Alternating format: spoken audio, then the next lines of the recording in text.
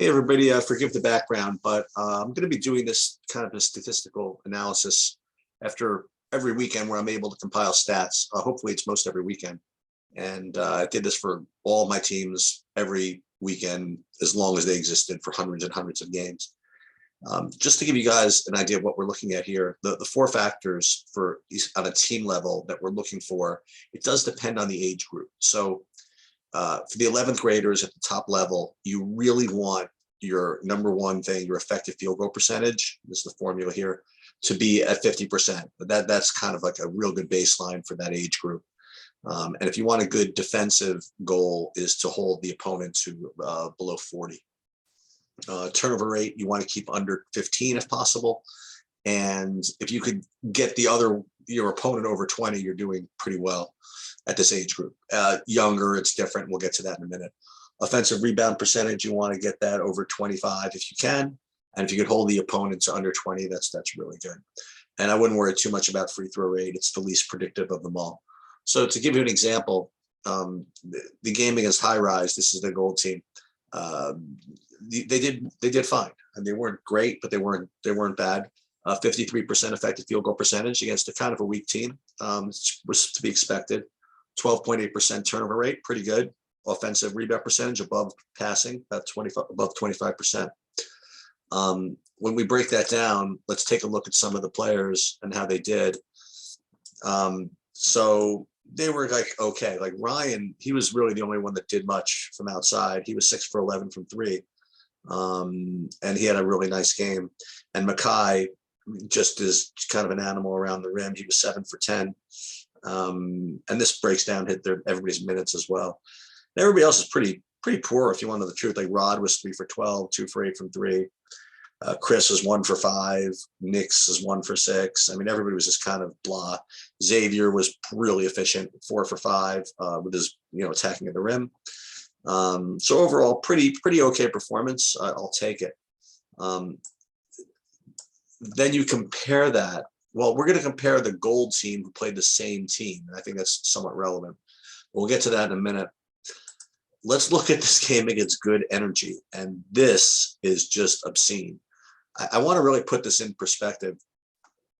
I was tracking teams for 5 years, and even the 11th grade, I mean, there was not a single, well, there may have been one, maybe one game that had a team with a higher effective field goal percentage than the gold team did against Good Energy.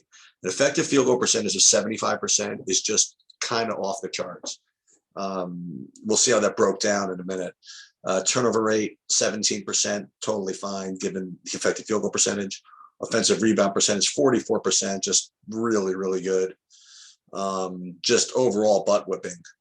And you see how this breaks down by player. I mean, just right across the board, it's just insane. Rod was 5 for 9, 4 for 6 from three. Ryan was actually the worst, 2 for 6 from three. Makai, again, this is going to be a very common stat line for him. 4 for 5 from the field around the rim. Chris, 5 for 7, 1 for 1 from three. CJ, 4 for 4. Xavier, man, 6 for 8 and 4 for 5 from three. Just overall, this is just an insane performance. I really doubt that during the course of the whole spring and summer, you're going to have a team that does better than this. This is obviously partially a function of the team they were playing, but this is, you can't dispute this. This was an extremely strong performance. Now let's look at the 17U Black team, and we'll see how they fared. And let's first, we'll compare apples to apples in a minute. First, let's look at the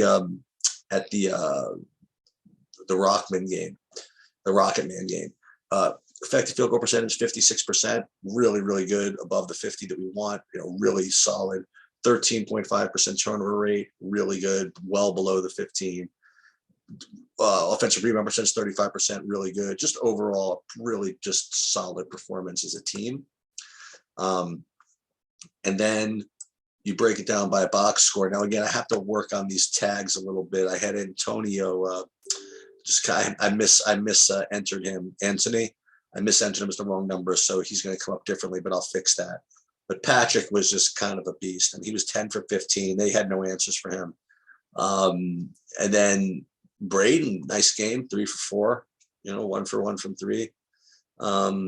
Anthony, he was 3 for 5. DeBuscher was 3 for 4, 1 for 1 from 3. Just overall, just a pretty solid game. Nobody was that great except Pat was just really just kind of dominated. Jaden, a nice game, 5 for 7. 2 for, didn't take any threes, but just a nice overall solid game by you guys. Now let's compare that to the apples to apples game like that against the High Rise. So High Rise, that was the team that the gold team or the black team had the solid performance, 53%, remember? So comparatively, the gold team here was, or the black team, the black team here was a little worse. 50%, well, I shouldn't say that. They're about the same. 54% effective field goal percentage, very strong. Hold on, let's get the stats. Forget the box score for a second. Yeah. So 56% effective field goal percentage, very strong. Turnover rate 13.5, offensive rebound 34. That was against Rocketman. I'm sorry. Let me go back to the High Rise. I know it looked familiar. Yeah, so effective field goal percentage a little worse than that, 54%.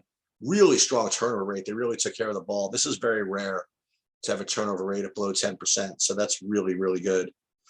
Offensive rebound percentage is very good as well. And we break it down by box score. What do we have here? Once again, Anthony gets a little shortchanged. The Busher had 4 threes. That was good for him. And Patrick, again, kind of tough to match up with him at this level. PJ, decent game, 3 for 6. Matt, 3 for 5. From 3, you guys didn't do so great. DeBuscher had 4 for 7, kind of carried it pretty much.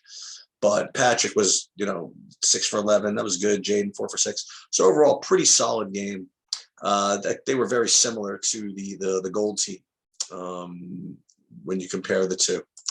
So that's a pretty good performance by the 17Us. I didn't get the rosters from you from the 9th grade, so I couldn't tag anybody.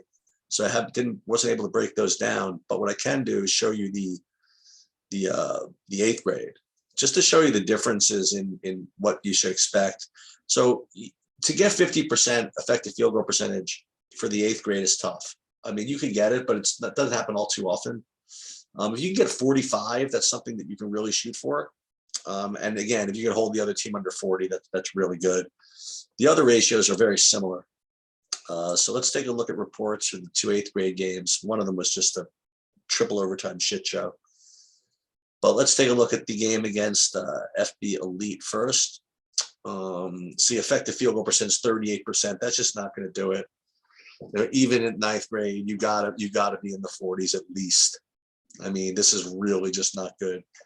Took care of the ball okay, but this 38% effective field goal percentage is just really bad. And you see the way it'll break down. Pretty much across the board. Gabe tried to hold his own, 5 for 12, but look at some of these numbers, and Taj too, but Isaac 2 for 10, just not gonna work. Michael 1 for 6. I mean, 0 for 3 from 3. That is just not gonna work. Pete, just invisible. John, he's not much of an offensive guy anyway, but he's got to do something. So this was a really, really poor offensive performance by everybody. I mean, really, this whole team's got to pick it up a little bit, because that team they were playing was really not very good.